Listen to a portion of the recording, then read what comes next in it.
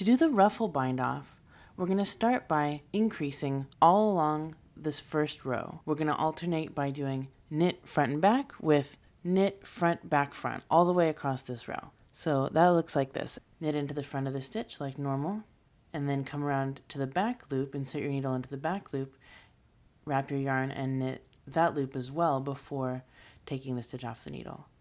This one, go into the front like a normal knit stitch, go into the back loop, knit that stitch, and then come back around to the front and knit it a third time, and then you can push it off the needle and all the way onto the barrel of the needle. We're basically going to alternate those two with the 2 and 3, increase 2 and 3. So there's a knit front and back,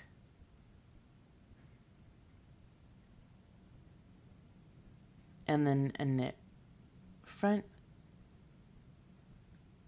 back, front. Oops. And then push everything down. Yeah. If you're an American style knitter, it'll look like this.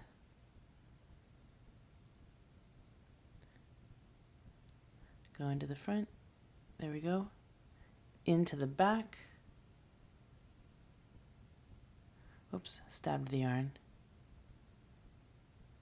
And now we're going to do front, back, front. And this skill is going to really come in handy if you ever have to do a bobble, because this is how they are done. And you're going to be like, psh, that's easy. I did it 50 times in a row.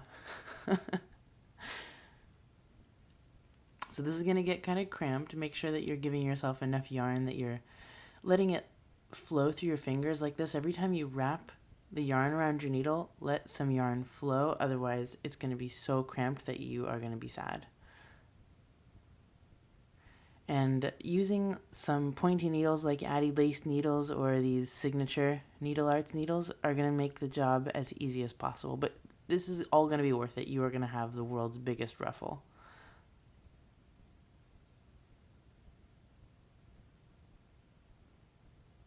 Speaking of pointy needles, I really like these signature Needle Arts needles. These are the stiletto tip because they're have a really sharp taper, but the end itself isn't pointy, so you don't end up hurting like the tips of your needles when you push on them, the tips of your fingers. All right, that's gonna be fine. We'll just leave it at that. Okay, so you've done this whole row of increases. For every 2 stitches, you now have 5. And this huge increase in stitches is what's going to give us a nice big ruffle. Now, turn your work, and we're going to purl across this row.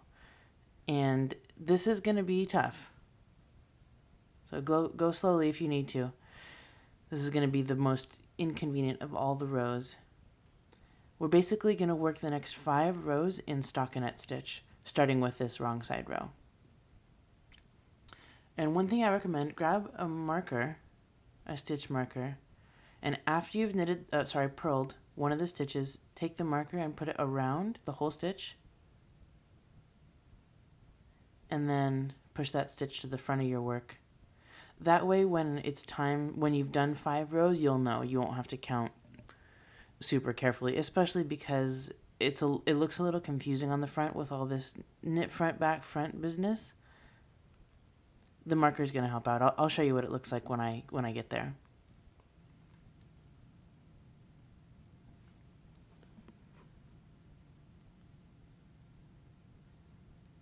I'm just finishing the 5th row here of stockinette stitch on this ruffle.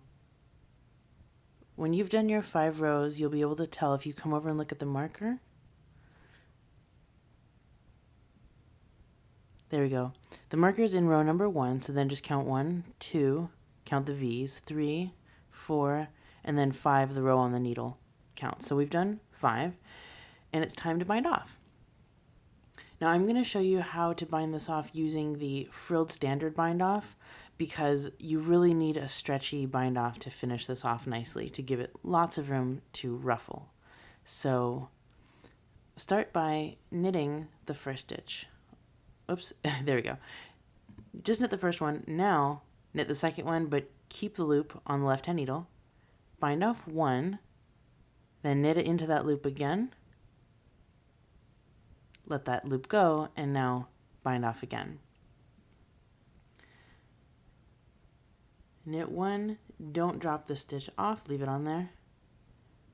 Bind off one, knit back into that same loop, and bind off again. I have a video specifically for the frilled standard bind off that I'm showing you right now in case you want to refer to it separately, but because it also frills, it's going to give this fabric plenty of room to stretch out, which is exactly what you want. So I'm just going to go a little further until I can show you what it looks like with this ruffle. Here we go. And if you're an American style knitter and you're watching me knit this way and you're going, oh my God, how's she going so fast?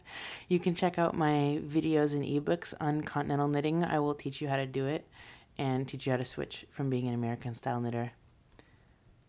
Just in case you want to give it a try, see if it'll be faster for you. I found that it was faster for me.